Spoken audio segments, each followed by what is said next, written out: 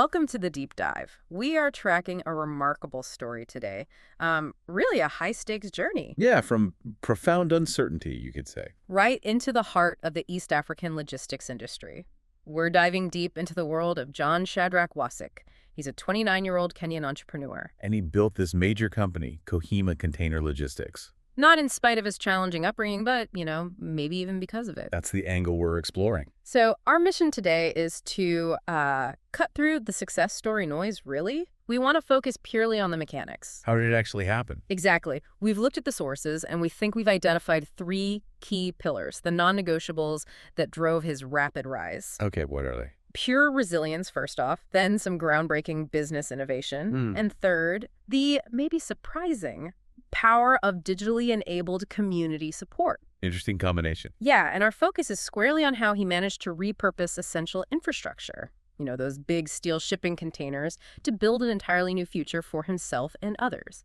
It's a fantastic case study in self-determination, isn't it? That really is. When we look at John's background, raised, navigating children's homes, foster care in Mombasa. Yeah. You see a life that was, rooted in fluidity. Needing to adapt constantly. And he got a degree. He did. A bachelor's in communication and media studies. Crucially. Okay, that's the pivot point, isn't it? Because most people with that degree, they'd probably go into journalism, maybe PR. Exactly. The traditional media path. But he didn't. No. No. Instead, he took those skills, communication, storytelling, building a narrative, negotiation, building trust, Okay. and applied them directly to the business world. He was crafting his own professional identity, his own story, rather than reporting on others. But hang on. Lots of successful entrepreneurs face hardship. What made his pivot into, heavy logistics of all things actually work? Did that communications degree really give him an edge with shipping containers, or was it just pure grit? Well, it's likely a mix, like always. But the sources we looked at really emphasized the storytelling part. It gave him differentiation. How so? Logistics seems pretty straightforward. Boxes on ships. On the surface, maybe, but it's often bureaucratic, opaque, hard to navigate. Right. By applying clarity, transparency, the ability to articulate a clear value proposition, which is a communication skill. He managed to gain early traction. Adversity, for him, kind of became the blueprint for building reliability. His choice was essentially to define his own ending. A powerful one. Regardless of the difficult beginning. Precisely. Independent of it. And what he chose to define himself by was this massive, universally recognizable object, the shipping container. Yeah. This transformation idea is the core of his company, Kohima Container Logistics. And the name itself, Kohima. That's a powerful nod, isn't it? To his ancestral clan, yeah. Yeah. Grounding this modern business in heritage. But the business itself. Yeah. It's almost genius in its simplicity. Selling and repurposing used shipping containers. It sounds basic when you say it like that, but this is where that first pillar, innovation, comes in. Affordability, flexibility, sustainability, all built right into the service. But why is this such a big deal in the Kenyan context? Because it neatly sidesteps the huge hurdles of traditional construction. Think about the common challenges across East Africa, maybe even wider. Okay, like what? Unstable local supply chains for materials. Building permits that can drag on for, years sometimes. Right, bureaucracy. Rampant material theft from construction sites. And critically, the extremely high costs for basic materials, cement, steel beams. So using a ready-made, standardized steel box, it solves all those problems almost instantly. It's like a rapid deployment system. Precisely. A repurposed container offers a secure, durable, prefabricated structure. It can be delivered in days, maybe weeks, not months or years. Wow. It's immediate, deployable infrastructure. And that gives it a massive value proposition, especially for clients who need to scale quickly, maybe in more remote areas. And this is where the vision gets really tangible, isn't it? These aren't just, industrial leftovers. They're building blocks for genuine community progress. That's the exciting part. Our sources detail some incredible projects. We're talking about a steel container being transformed into a state-of-the-art medical laboratory. For the upcoming Nissi Hospital in Ahiro, that's a phenomenal example of rapid social impact. A fully equipped lab, delivered, installed, secure, minimum construction time, amazing. And there's more. We also see the potential for a library complex for Vispa schools in Kisumu. Solving an immediate need for educational space without the usual delays or huge costs. Exactly. And the scaling potential just seems enormous. Mm. Beyond these big institutional projects, they're being converted into off-grid housing solutions. And crucially, pop-up shops for local, smaller entrepreneurs, people who need a professional, secure storefront right away. It's almost like a democratization of physical space, treating the container like a piece of modular furniture, really. And the economic advantage here is key. By repurposing, Kohima isn't just cutting down on waste, they're offering a price point far below new construction. Making these essential buildings accessible. Right. Accessible to organizations and businesses outside the big capital cities, too. Okay, but running a business based on these highly visible, expensive physical assets, I mean, these are steel boxes worth thousands of dollars that requires immense trust, doesn't it? Especially when so much business happens online now. Absolutely critical. How does his company build that trust? In a digital world that's often, let's be honest, pretty wary of scams. That professionalism is their critical differentiator. And this is where I think his communication background really pays dividends. Okay. The digital economy, especially in emerging markets, often struggles with a trust deficit. There's the distance between buyer and seller, historical issues with high-value digital payments. You're asking someone to commit serious money for a big steel box they might have only seen in a photo? Exactly. That's a huge leap of faith. We found this specific anecdote about a Mr. Johnson. He completed a seamless purchase and delivery of a customized 20-foot container. All the way from the showroom to Kilifi, that's hundreds of miles. Yeah. That anecdote is basically their proof of concept in action. It demonstrates the operation is reliable, it's legitimate, professional enough to handle complex logistics, fulfill a custom order over a really significant distance. It turns a potentially skeptical online lead into a loyal, high-value customer. It sends a clear message to the market. We deliver what we promise, and we handle the complexity so you don't have to worry about it. That seamless execution is fantastic. But scaling a business like this, acquiring inventory, managing the modifications, planning expansion across East Africa, that needs more than just initial trust. It requires capital, knowledge, a strong network. It requires fuel for growth. Which brings us perfectly to the second major theme we identified, the catalyst for that rapid scaling. The Forgotten Bottom Millions community, or 4BM. Right, the 4BM community. This is where John found that crucial injection of, well, modern resources and mentorship. He got involved when? He was introduced, according to our sources, around May 2023. And it seems it provided the essential toolkit, really, to leap from being a successful local business to becoming an expansion-ready regional player. And the delivery method here is just fascinating. The whole 4BM structure, it's designed to give young people access to opportunities, scholarships, grants, jobs, fellowships. All delivered through really common, low-cost digital tech. Specifically, WhatsApp groups. WhatsApp? That seems almost too simple. But that's the strategic brilliance, especially for the African context. Why WhatsApp? Because its penetration rate is incredibly high.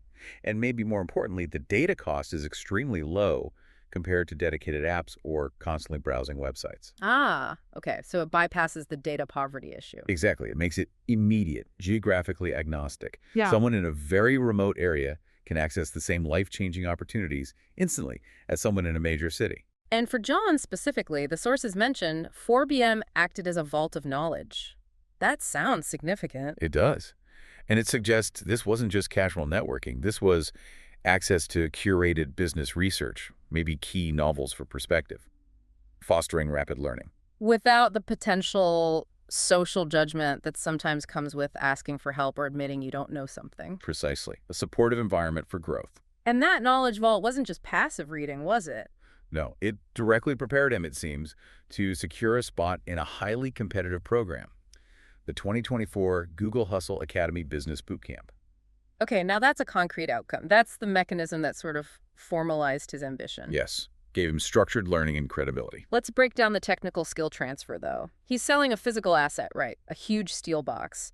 How do specific skills learned at a Google Bootcamp, things like digital marketing, AI tools, scalable business strategies, how do they actually translate into selling a customized 40-foot container? That's an excellent question. It might not seem obvious at first, but think about it.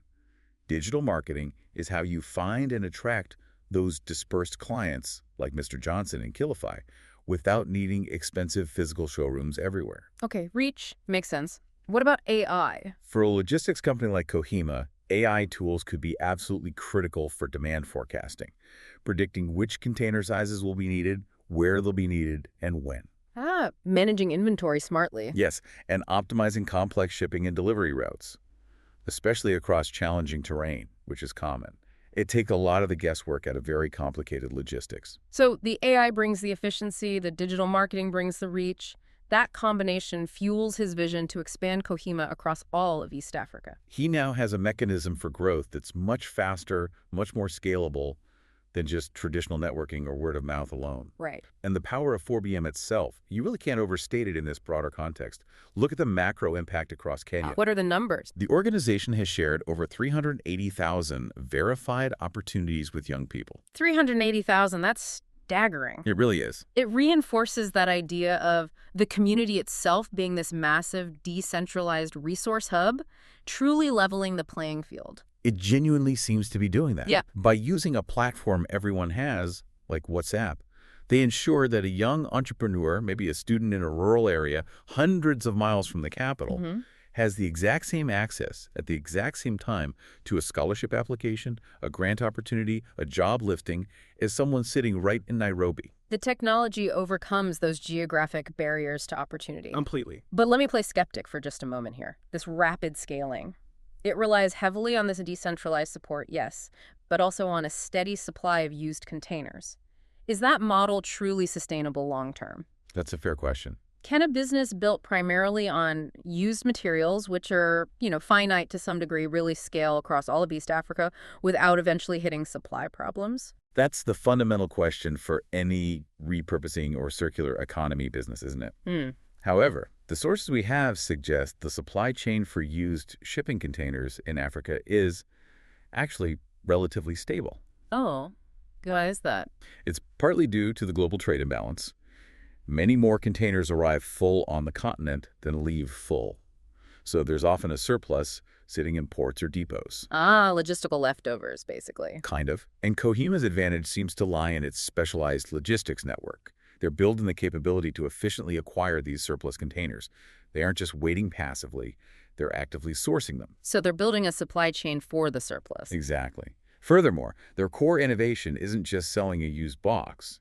It's the transformation, the customization. That process adds significant value. Right, the lab, the library, the shop. Precisely. That added value secures margins that a traditional logistics firm just moving empty boxes around wouldn't capture. That makes sense. The real value is unlocked in the conversion, not just the raw steel itself. You've got it. They're turning what is essentially industrial surplus into critical functional infrastructure. Okay. So when we pull this all together, what does it mean? We synthesize these three pillars: the resilience born from hardship, the innovation in repurposing infrastructure, and this powerful digital community support through 4BM. We started with hardship, which was clearly refined into triumph through sheer perseverance. But then that triumph was massively accelerated by the structured knowledge and resources he accessed through a digitally native community like 4BM. I think the synthesis boils down to efficiency and empowerment. You've got a highly sustainable, arguably circular business model taking industrial waste and transforming it into vital infrastructure. Yeah. And that's supported, turbocharged even, by a hyper-efficient, low-cost digital community structure like 4BM. That combination proves something important. What's that? It proves that you don't necessarily need decades of institutional backing or massive, slow-moving traditional investment to launch and scale really impactful projects anymore. If you have the right knowledge and the right network. Delivered right to your phone, accessible immediately, it changes the game. This really is a celebration of the builders of tomorrow, isn't it? Using the tools they actually have available, whether that's a surplus steel box or a globally accessible chat app, to create massive immediate opportunity. Absolutely. It sort of redraws the map for viable entrepreneurship, especially in contexts like East Africa. Okay. So, as you, our listener, reflect on John Wasik's journey, consider this final thought with us.